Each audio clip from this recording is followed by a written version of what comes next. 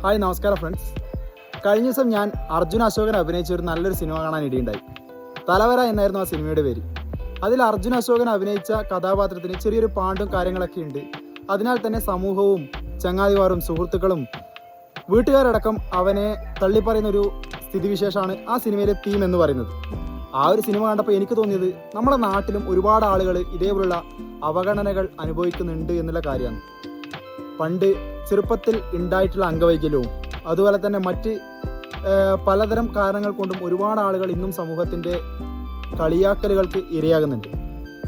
ഇത്രയും പ്രബുദ്ധത കൈവരിച്ച നമ്മുടെ കേരളത്തിൽ എന്തുകൊണ്ടാണ് ഇത്തരത്തിലുള്ള ഒരു പെരുമാറ്റം ഉണ്ടാകുന്നത് എന്ന കാര്യത്തിൽ എനിക്ക് വളരെയധികം ലജ്ജ തോന്നുന്നുണ്ട്. കാരണം ഒരു കാലത്ത് സ്വാമി വിവേകാനന്ദൻ പറഞ്ഞിട്ടുണ്ട് കേരളം ഒരു ഭ്രാന്താലയമാണെന്ന്. ശരിക്കും പറഞ്ഞാൽ ഇങ്ങനെയുള്ള കാര്യങ്ങളൊക്കെ കാണുമ്പം കേരളം ഒരു ഭ്രാന്താലയം ആണ് എന്ന് തന്നെയാണ് എനിക്ക് തോന്നുന്നത്. എല്ലാ ആൾക്കാരും പറയുന്നില്ല എങ്കിലും ചില ആൾക്കാരൊക്കെ ഇന്നും പല ആളുകളുടെ കുറ്റങ്ങളും കുറവുകളും കണ്ടെത്തി അതിൽ സന്തോഷവും ചെറിയൊരു നർമ്മവും അതുപോലെ തന്നെ എന്താണ് പറയുക, മറ്റുള്ളവരുടെ കുറ്റവും കുറവും പറഞ്ഞുകൊണ്ട് കാണുന്ന അത്തരം പ്രവർത്തനം എന്തു തന്നെയായാലും നല്ലതല്ല.